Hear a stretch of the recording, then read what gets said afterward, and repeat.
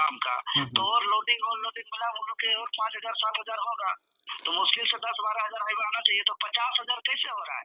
ये तो आम जनता भी त्राहिमाम है, उनके ऊपर एक एक्स्ट्रा बोझ। दोनों तरफ समान रूप से दिखाई, एक पक्ष को आप क्यों चलाते हैं, दोनों पक्ष को क्यों नहीं समानता से चलाते हैं? कानूनन कार्रवाई के लिए हम भी केस करेंगे, क्योंकि हम सही है, हम गलत होते तो शायद हम झुक जाते, लेकिन हम यहाँ पे सही है।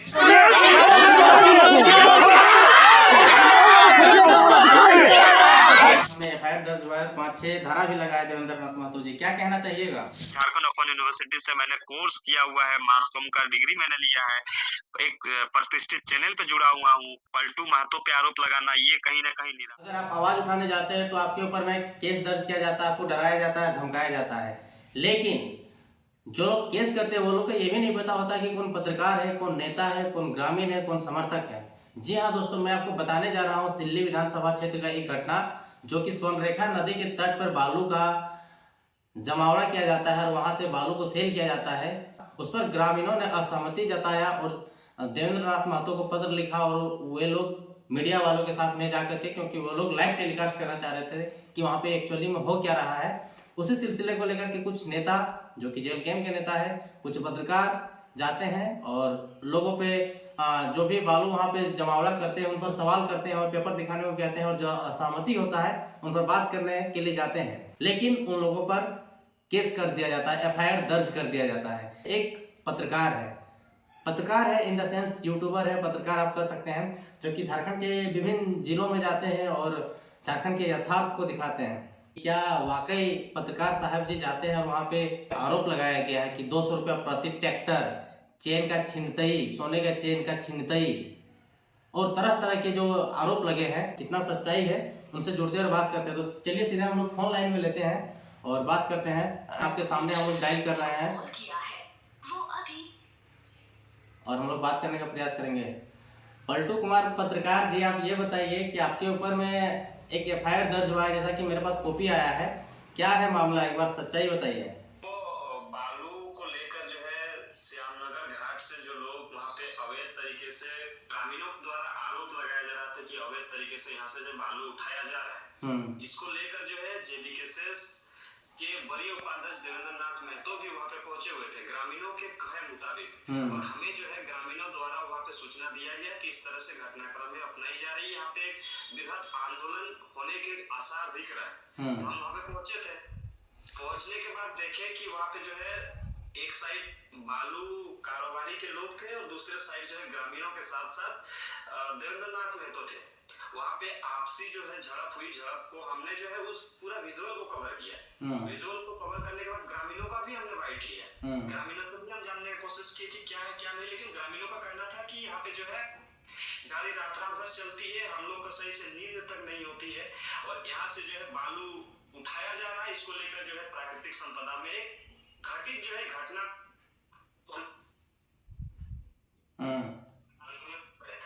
उसी आंदोलन को हम दिखाने गए थे, लेकिन उसी आंदोलन को दिखाने के आगे मेरे ऊपर भी जो है एफआईआर नहीं, घटना क्या हुआ जो एफआईआर करने की स्थिति उत्पन्न हुई? घटना ये है कि उन लोग कह रहा है कि वहाँ पे देवेंद्र नाथ महतो ने भी एफआईआर किया है, ग्रामीणों के साथ मिलके उस बालू कारोबारी को, जो बालू कारोबारी एक था संतोष महतो करके है, उन्होंने उनके ऊपर एफआईआर किया, तो उन्होंने जो है रिटर्न हम लोग के ऊपर एफआईआर किया। हम लोग नहीं कर सकते, हम तो एक मीडिया कर्मी के तौर पर गए थे, हम तो उस चीजों को दिखाने गए थे, हमने बकायदा जो ग्रामीणों का बाइट लिया था, बालू कारोबारी था उसका बाइट लिया था, देवेंद्र नाथ महतो का बाइट लिया था। आके जब थाना में केस रजिस्टर करने पहुंचे थे तब थाना प्रभारी का भी हमने बाइट लिया था, लेकिन उसी एफआईआर में जो है मेरा भी नाम बालू कारोबारी द्वारा दिया गया है। तो आप वहाँ पे आरोप लगा है, टोटल 5-6 आरोप लगा है, 303 का धारा लगा है और 115 का इस टाइप से धारा लगा हुआ है। तो उसमें लिखा गया है कि चेन का छिनतई, 200 रुपया प्रति ट्रैक्टर रंगदारी मांग रहे हैं, और भी बहुत सारी चीज़ें हैं कि आप लोग जान से मारने का प्रयास कर रहे हैं, वहाँ पे कुछ भी उन लोग का जान भी मार सकते थे, इस प्रकार का आरोप लग रहा है। तो इस प्रकार का कुछ घटनाक्रम हुआ है? जी, ये सरासर बेबुनियाद है, गलत है, इसको हम सीधे तौर पर नकार करते हैं कि इस तरह का कोई घटनाक्रम नहीं हुई थी। वहाँ पे इस तरह से हुआ है कि उन्होंने कहा कि चेन छीनने का, जान से मारने का पूरा विजुअल हम आपको देंगे कि विजुअल में किस तरह से जो है जो बालू कारोबारी था वो ग्रामीणों के साथ मिल रहे आके, मतलब ग्रामीण जो आंदोलन करते करते जा रहे थे, तो उस आंदोलन को बीच में रोक के जो है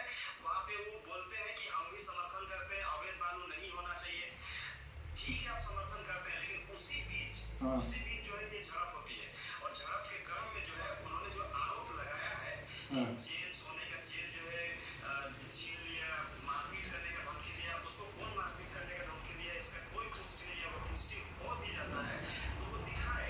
हम चाहते हैं कि इस तरह का घटनाक्रम हुई है तो दिखाए, लेकिन ये बेबुनियाद आरोप है, इस आरोप को निराधार है, इस तरह का कोई घटनाक्रम वहाँ पे नहीं हुई है। और साफ तौर पर उन लोगों का हम पक्षपात नहीं ले रहे हैं। मेरा कहना है कि मेरे ऊपर जो एफआईआर उन्होंने किया है, मेरे नाम पे जो एफआईआर उन्होंने लॉन्च करवाया है, वो कहाँ तक सही है, जबकि मैंने वहाँ पे कोई घटनाक्रम किया ही नहीं था। मैं तो अपना माइक और कैमरा पकड़ के जो है वहाँ पे विजुअल बना रहा था। मैंने कब उनसे छीनने की कोशिश की? लेकिन एक विजुअल दिख रहा है जिसमें कि आपसे कहा जा रहा है कि आप दोनों तरफ समान रूप से दिखाए, एक पक्ष को आप क्यों चलाते हैं, दोनों पक्ष को क्यों नहीं समानता से चलाते हैं? अनिल जी, हम एक पक्ष का बिल्कुल नहीं चलाए। हम बोल रहे हैं पहले ग्रामीणों का लिए, उसके बाद देवेंद्रनाथ महतो का लिए, उसके बाद बालू कारोबारी का लिए, उसके बाद थाना प्रभारी का लिए जाके। तो यहाँ पे एक पक्ष कहाँ से दिखता है बताइए? देखिए, वीडियो बनाने में थोड़ा सा डिले होता है। अगर हम किसी का बाइट ले रहे हैं, उसी क्रम में अगर हम दूसरा को लेने जाएंगे तो एक बाइट को हमको छोड़ना पड़ेगा, एक आदमी को छोड़ना पड़ेगा। एक आदमी अगर बात पूरा ही नहीं हुआ है तो दूसरा पक्ष को हम कैसे दिखाना चाहें? और हमने तीनों का लिया है। बालू कारोबारी ने जो आरोप हम पे लगा रहा है, सोशल मीडिया में वो चर्चा है कि एक तरफ का न्यूज पलटू चलाता है, लेकिन ऐसा नहीं है। हमने उसका भी बाइट लिया है। संतोष महतो का हमने बकायदा 6 से 7 मिनट का बाइट लिया है। आपने चलाया है जी, उनके साथ हमने वार्तालाप किया है। उसके साथ बातें करके रात की अंधेरी रात में हम उनसे बात की है, लाइट जला के, फ्लैश जला के उनसे हम बाइट लिए। वो कैसे आरोप लगा दे रहे हैं कि हम जो है उसका एक तरफा न्यूज चलाए हैं। एक तरफा तो ये नहीं है। ग्रामीण क्या एक तरफा हुए, देवेंद्रनाथ महतो क्या एक तरफा हुए, क्या बालू कारोबारी के लिए वो एक तरफा हुए? अगर तीनों को मिला तो 3 तरफा हुआ, लेकिन उन्होंने आरोप लगाया कि एक तरफा। ये कहाँ तक सही है बताइए माँ से? अच्छा, लेकिन क्योंकि आप अपने आप को कहते हैं कि हम पत्रकार हैं, बाकायदा आपने कोर्स भी करके रखा हुआ है और आप तमाम झारखंड के सभी जिलों में जाते हैं, ये तो हमने भी देखा है। लेकिन अपोजिशन के द्वारा इस टाइप से आरोप लगाना, क्या आप आपके ऊपर जो गलत आरोप लगाया गया है, आप ये कह सकते हैं कि तो क्या आप उन पर काउंटर केस करेंगे या फिर केस लड़ेंगे जाकर के कि स्वीकार है आपको गलती? इसको लेकर जिन्होंने मेरे ऊपर एफआईआर किया है, उसके ऊपर हम कानूनन कार्रवाई के लिए हम भी केस करेंगे, क्योंकि हम सही हैं। हम गलत होते तो शायद हम झुक जाते, लेकिन हम यहाँ पे सही हैं। 110% सही है कि हम कोई गलत नहीं किए हैं। हम बस अब दूसरे की बातों को लोगों के बीच परोसने का काम कर रहे थे। अगर वो मेरा गलती है, अगर सच्चाई को दिखाना गलती है, तो हम इस तरह का गलती बार बार करेंगे और इस तरह से एफआईआर बार बार खाएंगे। लेकिन ये सरासर गलत है। इसको लेकर हम काउंटर क्लेम भी करेंगे। जो भी है, जो भी बालू कारोबारी ने इस तरह से आरोप लगाया है, उस आरोप को हम निर्धार करने के लिए हम भी केस करेंगे। तो जिस प्रकार से कहा जाता है कि कोयला का अवैध काम चल रहा है, बालू का अवैध काम चल रहा है, तो वहाँ के ग्रामीणों का अभी क्या स्टेटस है? अभी वो लोग क्या कह रहे हैं कि सच में अवैध काम चल रहा था उसमें, या फिर नेतागिरी भांजने गया था कोई नेता बन के वहाँ पे? देखिए, उस चीज का हमने जब वहाँ पे ग्राउंड जीरो पे जब हम थे, तो सैकड़ों नहीं, हाँ, सैकड़ों की संख्या में जो है ग्रामीण मौजूद थे। ग्रामीणों का ही आरोप था। ग्रामीण अगर देखिए नेता होता है तो नेता एक दिन किसी के बयान पे चल जाता है, लेकिन ग्रामीण जो होते हैं वहाँ पे हर दिन देखते हैं इस तरह का घटनाक्रम। अगर ग्रामीण वहाँ पे शोषित पीड़ित नहीं होता तो क्यों वहाँ पे उतना लोगों को साथ जमा बड़ा होता? अगर अवैध तरीके से नहीं हो रहा है तो जो उन लोग का नारा था कि अवैध खनन बंद करो, तो अवैध अगर वो नहीं है तो उलझने की जरूरत है। अच्छा, अवैध अगर नहीं है तो ग्रामीणों के साथ उलझना क्या जरूरी है? थाना प्रभारी को फोन कर देते, सीओ को फोन कर देते कि इस तरह से घटनाक्रम हो रही है, लेकिन वो आपस में आके भिड़ गए और वो भिड़ने के बाद कह रहे हैं कि हम अवैध नहीं है, हम वेद हैं। भाई, आप वेद हैं तो सही है, हमने भी तो विजुअल आपका कवर किया। आप वेद है तो आपका बयान दीजिए। उन्होंने बकायदा उस चीजों का कहा भी है। हम एक यहाँ से एक गन भी बालू नहीं उठाए हैं, लेकिन ग्रामीणों का आरोप है कि यहाँ से रात रात भर बालू चलता है। अगर मान लेते हैं कि उसका नहीं चलता है तो वो आरोप क्यों लगा रहे हैं? वो क्यों कह रहे हैं कि हम जो है अवैध है? तो आपको उलझने की जरूरत ही नहीं था ग्रामीणों के साथ। और ग्रामीणों के साथ उलझना तब समझ में आया जब हम पे केस किया। लेकिन वो लोग का मानना था कि आप केवल जेल गेम का न्यूज में फेवर में न्यूज ज्यादा चलाते हैं। देखिए, वो कहीं ना कहीं देखिए गलत बात है। जेल गेम नहीं, हर चीजों को हम दिखाते हैं। स्टूडेंट के मुद्दा को हम हमेशा जो है बखूबी दिखाने का काम किए हैं। लेकिन इस तरह से जो आरोप लगा रहे हैं ना, ये गलत है। अब किसी न किसी का साजिश हो सकता है, हो सके जो है हमारी पॉपुलैरिटी को देख के अगर उन लोग को पेट में दर्द हो रहा है तो इस तरह से घटनाक्रम अपना रहे होंगे। लेकिन हम सही है, हम इस चीजों को लेकर आगे न्यायिक हिरासत में जाएंगे और न्यायालय से गुहार लगाएंगे कि इस तरह से जो है एक हम कह सकते हैं हम डिग्री भी लिए हुए हैं झारखंड ओपन यूनिवर्सिटी से, मैंने कोर्स किया हुआ है, मास कॉम का डिग्री मैंने लिया है, एक प्रतिष्ठित चैनल पे जुड़ा हुआ हूँ, हर चीज में चैनल जी। और इस पर आरोप लगाना, पलटू महतो पे आरोप लगाना, ये कहीं ना कहीं निराधार है और इस तरह से इनको नहीं लगाना चाहिए, इस पर उनको भुगतना पड़ेगा। चलिए, ये तो खैर कोर्ट का विषय है, जांच का विषय है, वो तो कानून बताएगा कि कौन गलत कौन सही है जांच के उपरांत। लेकिन आप लास्ट मैसेज क्या देना चाहिएगा? लास्ट मैसेज यही बोलना चाहेंगे कि सही और गलत, यानी कि सही का गलत का अगर पर्दाफाश आप करने जाएंगे तो आपके पीछे जो है हजारों लोग खड़े हो जाते हैं इसको दबाने के लिए। के नाम में एफआईआर दर्ज हुआ है, 5-6 धारा भी लगाए देवेंद्र नाथ महतो जी, क्या कहना चाहिएगा? हम लोग जैसा आदमी अगर जनता के बीच न जाए तो फिर हम लोग करेंगे क्या? क्योंकि जनता का विश्वास है हम लोग के ऊपर, उम्मीद भी है कि हम लोग आवाज बनेंगे, हम लोग संघर्ष हमेशा करते हुए आए हैं। उसी क्रम में सिल्ली प्रखंड का जो श्यामनगर गांव है वहीं पे 5 मार्च को एक लिखित आवेदन आया कि ऐसे कॉल तो बहुत पहले से आ रहा था, तो हम लोग लिखित रूप से आवेदन आया कि भाई हमारा गांव आइए, हम लोग का गांव में ऐसे ऐसे का समस्या है कि हम लोग रात भर गाड़ी चल रही है, हम लोग सो नहीं पा रहे हैं, कई बार जो है कि एक्सीडेंट होते होते हुए घटना घटते घटते कई बच्चों का जान बचा है। हम लोग का यहाँ से अवैध बालू उठने की वजह से यहाँ हम लोग का जो पानी का स्रोत एकमात्र नदी है, चूंकि यहाँ बोरिंग वगैरह हो नहीं पाता है, पहाड़ के ऊपर हमारा गाँव है और यहाँ पर जंगल तरफ से भी कितने पशु पक्षी भी आते हैं ये पानी पीने के लिए। तो हम लोग सबको एकजुट रहेंगे, आइए एक बार चीजों को समझिए। तो हम लोग गए थे पूरा टीम के साथ 6 तारीख को, 6 मार्च को। तो जैसे ही सबको हम लोग बैठे थे, बातचीत हुई, चर्चा हुई, उसके बाद उन लोग ने कहा कि चलिए थोड़ा सा नदी तरफ से देख के आते हैं। तो हम लोग नदी तरफ जा ही रहे थे और नदी तरफ जाने के क्रम में क्या हुआ कि रास्ता में कोई बालू का डाल था जो रास्ता में पड़ा, हम लोग जा रहे थे। तो हम लोग पड़ा उससे हम लोग को नजरअंदाज करते हुए हम लोग आगे बढ़ रहे थे। जैसे ही उस जगह तक पहुंचे, पार करने ही वाले थे, कुछ लोग हम लोग का साथ जो जय जयकार महापुरुष का नारा लगाते हुए जा रहे थे, हम लोग के पीछे हम लोग आ गए, क्योंकि हम लोग किसी को टक तक नहीं किए, हम लोग ना कोई गाड़ी को रोके थे, ना हम लोग किसी से बसबाजी किए थे, कुछ नहीं किए थे, हम लोग के बीच वो लोग आ गए और लोग एकदम हम लोग से नारा लगा रहे हैं, हम लोग के बीच में घुस करके हम लोग के बीच में उलझ गए, हवा हल्ला करने लगे। हम ये क्या हो रहा है कि हम लोग को नदी भी जाने नहीं दिया जा रहा, बीच में आदमी रोक दे रहा है। तो फिर बाद में पता चला कि शायद वो भी बालू कारोबार से जुड़ा हुआ व्यक्ति है। तो फिर हम बोले कि ये हम लोग पर कैसे आवाज उठा रहे हैं, हम लोग ग्रामीण के बीच जा रहे, तो हम लोग को रोका जा रहा है। फिर हम लोग सब कोई सिल्ली थाना चले गए कि हमसे टुटू मैं कर रहा है, मेरे से बात लड़ा रहा है, हमको मारने पीटने का धमकी दे रहा है। तो हम लोग थाना में एक आवेदन दे दिए कि इस तरह का मैटर में ऐसा ऐसा किया गया है।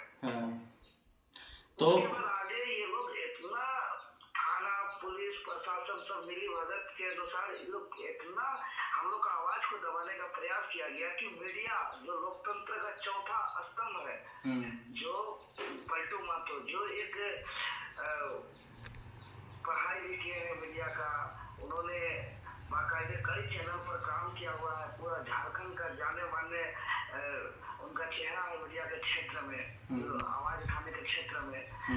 उनके नाम पर केस कर दिया गया, मेरे नाम पर केस कर दिया गया, जबकि हम लोग भ्रष्टाचार के आंदोलन पे हम कई मामलों पर हमेशा आंदोलन करते हैं। मेरे आंदोलन के परिणाम स्वरूप कई मामलों पर अभी सीआईडी जांच चल रहा है, एसआईटी जांच चल रहा है, सीआईडी जांच चल रहा है, सीबीआई जांच चल रहा है और पूर्व डीजीपी नीरज सिन्हा इस्तीफा दिया रद्द हो गया, सीजीएल परीक्षा रद्द हो गया। इतना बड़ा उपलब्धि हम लोग को कौन नहीं जानता। वो चेन छीन के भाग गया सोना का, तो हम लोग चोर लगते हैं। चेन छीनने का आरोप लगा है, जान से मारने का धमकी, जान से मारने का प्रयास, 200 रुपया प्रति ट्रैक्टर कमीशन। ये बयान में दिया हुआ है कि लोग मार के भाग गया। मारने का प्रयास, लोग मार के भाग गया। 200 रुपया प्रति ट्रैक्टर रंगदारी रंगदारी मांग रहा है। अरे हम लोग क्रांतिकारी हैं, हम लोग छिछिगदर वाला काम नहीं करते हैं कि हम लोग किसी का चेन छीन के भाग जाए, किसी को मार पीट के भाग जाए। हम लोग बिरसा मुंडा, भगत सिंह ये सब धमाका करने वाले लोग हैं, और हम लोग जब करते हैं तो संवैधानिक तरीके से करते हैं, जनता के साथ सहयोग से करते हैं, और तब दुनिया का कोई तानाशाही भी नहीं रोक सकता है। ये गवाह है, जिस सीरियल में हम गए पूरा डीजीपी प्रशासन लगा हुआ था मुझे रोकने के लिए। तो इन सभी आरोप जो आपके ऊपर लगा है, आप काउंटर केस करिएगा या फिर जाके न्यायालय में जाके आप अपना जवाब बयान दीजिएगा, क्या करिएगा, आगे क्या स्टेप है? सबसे पहले तो हम जनता को बताने का काम करेंगे कि वर्तमान समय में ईमानदारी पूर्वक जनता का समस्या का समाधान करने से कैसा झूठा आरोप लगता है, और कानून भी कितना भ्रष्ट हो गया है, यहाँ का व्यवस्था भी कितना करप्ट हो गया है, तो लोगों को जागरूक होने की आवश्यकता है। क्योंकि केस तो मेरे लिए खेल जैसा है, हमको केस से डर नहीं है, केस से भय है, तो केस से हम आवाज को कम करेंगे, लेकिन जनता को इस बीच को बताएंगे, क्योंकि जनता का अदालत सबसे बड़ा अदालत है।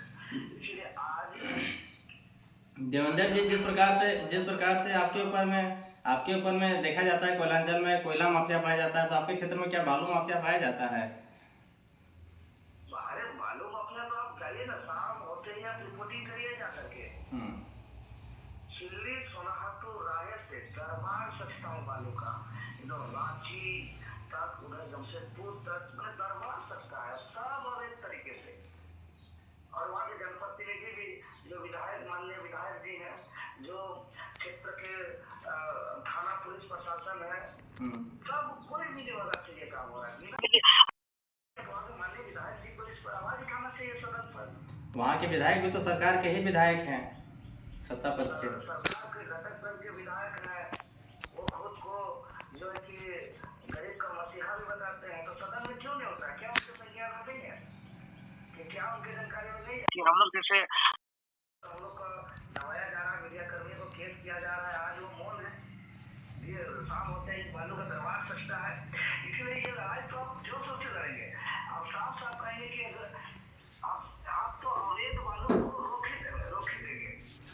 देवेंद्र महतो जी, क्योंकि नियम कानून के तहत जो चलेगा वही चलेगा, और नियम कानून के तहत करने का मतलब, अगर कोई एक चॉकलेट भी खरीदता है, मिक्सचर भी खरीदता है, तो उसको रसीद देना है, ये नियम कहता है।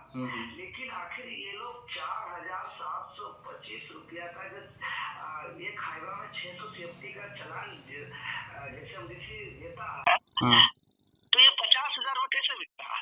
जितना बालू सरकार चलान दे रहा है, तो वो चलान, वो रसीद तो उनको देना पड़ेगा, जो भी लोडिंग और अनलोडिंग में चार्ज ऐड करके, जो भी ड्राइवर खलासी, तेल पानी डीजल पेट्रोल का दाम ऐड करके, जो भी 4,000 एक हाइवा के 4,725 रुपया अगर चलान सरकार लेता है उतना दाम का, तो और लोडिंग और अनलोडिंग मिला उन लोग के और 5,000 7,000 होगा, तो मुश्किल से 10-12,000 हाइवा आना चाहिए, तो 50,000 कैसे हो रहा है? ये तो आम जनता भी त्राहिमाम है, उनके ऊपर एक एक्स्ट्रा बोझ हो रहा है, आर्थिक बोझ हो रहा है। मतलब देवेंद्र जी, यदि किसी का मैया सम्मान योजना आ रहा है या फिर किसी का प्रधान मुख्यमंत्री वाला जो आवास आ रहा है, वो आवास आ रहा है, उसमें अगर कोई घर बनाना चाहेगा तो वो कैसे बना पाएगा? 4,000 का चीज 50,000 में बिक रहा है। वही तो मेरा कहना है कि ये तो अतिरिक्त आर्थिक बोझ बना दिया ये लोग अवैध काम करने की वजह से। हम चाहते हैं सब वैध काम हो, और सभी आम आवाम जो बालू खरीद रहे हैं उनको रसीद दिया जाए कि कौन गाड़ी से कितना सेफ्टी बालू उसका गिरा, उसको कितना रुपया उसको लिया गया, आम आदमी को रसीद दिया जाए, और सीएफटी जो टेंडर जैसे हम किसी दिया है, जितना सीएफटी का उठाने का उतना सीएफटी उठाया जाए। कोई एमडीओ जो डंप कर रहे हैं उसको तो चालान देने का अधिकार नहीं है, तो वो लोग फिर कैसे कहते हैं कि हमको फलना डंप से हमको चालान मिला है? कैसे? तो वो तो किसी को अधिकार नहीं कि कोई चालान दे। चालान देने का एक ही का अधिकार है, वो जेएसएमडीसी को है। जेएसएमडीसी से ही चालान जिसको मिलेगा वही बालू उठा करके ले जा सकता है, वही जितना सेफ्टी का चालान लिया है उतना नाप के उसको ले जाना है, और जिसको आप दे रहे हैं उसको रसीद देने का। जी, तो आगे क्या करिएगा देवेंद्र जी? आज मसाल जुलूस है, और हम लोग जांच का मांग करेंगे कि जो एफआईआर हम लोग ऊपर किया गया है, जो आम आवाम के हक अधिकार का आवाज को दबाने का प्रयास किया जा रहा है, फर्जी थाना सिल्ली थाना में जो कांड संख्या 29-25 है। इसका एक उच्च स्तरीय एक SIT कमेटी गठित करके, या तो हम तो कहेंगे कि CBI से जांच किया जाए, क्योंकि यह जनता का